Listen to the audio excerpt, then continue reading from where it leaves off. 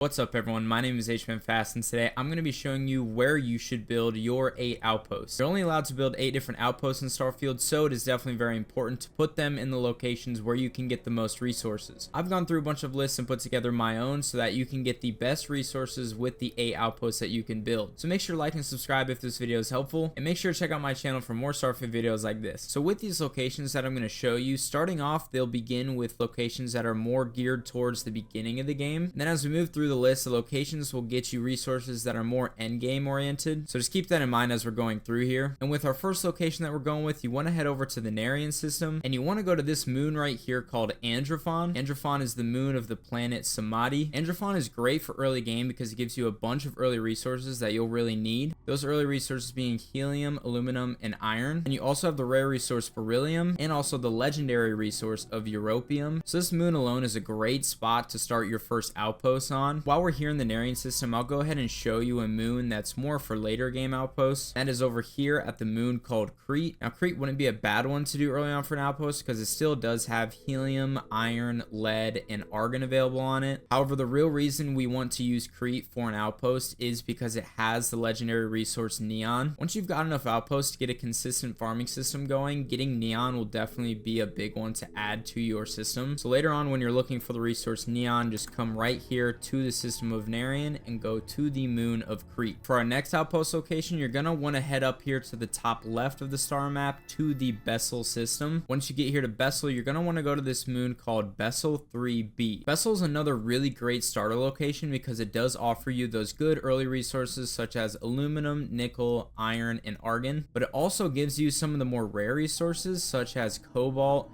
platinum, and neon. So like we were talking about with the last planet we looked at, this planet also has neon as well. So this location is very great just for all around if you need resources for early game, and then some more rare ones for later game as well. So Bessel 3 is definitely a great outpost spot to have for your entire playthrough. And with the next system that we're going to, this system is called Maheo, and be careful, it's a little tricky to find. It is actually located behind the Cheyenne system, and we are going to Maheo II. So this planet is a great spot for early game as well, with some good starter resources such as helium, copper, iron, and lead. I've been putting a big emphasis on helium because that is the biggest resource that you need in order to do the cargo links between your outposts, and there's some other things that you need helium for, so helium is definitely the most important starter resource that you need. So this planet's another one where it offers you a lot of good starter resources and also some more rare ones for the later game. These ones are a little more difficult to pronounce, but the more rare sources being alkanes, tetrafluorides, and ytterbium. And you also might be wondering what these dots are for the resources, and that just basically signifies the rarity. So the light blue dot means that it is a rare resource, the purple dots mean that it is a very rare resource, and then of course the gold dots being it is a legendary resource. And then if there are no dots at all, that just means it is common. So Maheo II is definitely a planet where you could set up multiple outposts and you'll be good to go. And with our next two locations, we're going to be heading over to Alpha Centauri, and this is very easy because of course Alpha Centauri is where Jemison and New Atlantis is located. And once you're here in Alpha Centauri, you want to go and head over to this moon called Zamka. So once you're here in Zamka, you'll see that this moon also has a ton of resources that are good for you early on. Those resources being helium, copper, nickel, iron, and uranium. Then there's also cobalt and vanadium on here as well. So this moon is really nice because of the fact that it gives you copper, nickel, iron, and uranium. It really just gives you a nice diverse set of resources to work with. The fact that there's cobalt and vanadium to go along with that is awesome. And of course helium is always just nice to have. So Zamka is definitely just a nice overall resource location that you could be good sticking with for most of your playthrough. And then our next location that we'll be heading to is very close. It is actually the neighbor moon of Zamka. Over here on the bottom right, you'll see the moon called Voss. So here with Voss, this is where we start to shift more into the niche planets where you're looking for more of those rare resources with your outposts. So for the common resources that Voss offers, it offers nickel, lead, and uranium. And with the rare resources that this moon has to offer, it has cobalt, tungsten, vanadium, and dysprosium. So like I said, when you're looking for more rare resources, this planet is a great one to go with. Offers a wide variety of those rare resources, and it's still in the Alpha Centauri system, so it's in a very close, convenient location. And for our next spot here, you want to go ahead and head over to the Sol system. Once you're here at the Sol system, you want to go ahead and find Saturn, and then go to this moon called Titan. And honestly, for this one, you could do Titan, or you could also do Pluto, because they're pretty much exactly the same, so it's really just your preference. But either way, they're both deep freeze, low gravity environments that are extreme, so be careful. And both these planets are really just huge because they feature tungsten and titanium. Both tungsten and titanium are very rare and very useful in Starfield, so the fact that you can get them both in one location is crucial. So you definitely want to set an outpost up on at least one of these locations. We're definitely getting more into the later game resources here, but they are definitely huge and crucial for your outpost. Pluto does have lower gravity, so if you want to get around quicker, then I'd probably say go with Pluto. But besides that lower gravity, like I said, both these places are very similar, so it's really just your preference here. Also, quick side note, if you're looking for a legendary resource called Palladium, just go to this moon called Mimas. It is right next to the moon of Titan on Saturn. So if you're looking for Palladium, hit up that moon. And like I said, with that last one and with this one, we're into our more late game resources here. And of course, with our final outpost location, you want to head over to the Vega system. It's got a nice looking blue star. You want to look over at this planet Vega 2, but then head over to the moon Vega 2b. Damn, that star looks cool. So of course, as I said before, titanium was a very difficult but very valuable resource to find. So the main focus of this moon Vega 2b is the fact that it does have titanium and it also has dysprosium. So like I said, this one's a very niche location, but it'll definitely be huge when you're going for those resources down the line. Luckily though, unlike the last two that we just looked at, this planet does not have an extreme environment, so you don't have to worry about that. And it does have super low gravity, so you can basically fly. So those were the best 8 locations where you could put your outposts in Starfield. Please like and subscribe if this video is helpful, and leave a comment down below some other cool spots where you've been able to put your outposts. Also leave a comment down below if there's anything else that you would like to see or need help with in Starfield. Thank you so much for all the new subscribers recently. I hope you all enjoyed the videos. Thank you again for watching, and I hope everyone has a good one.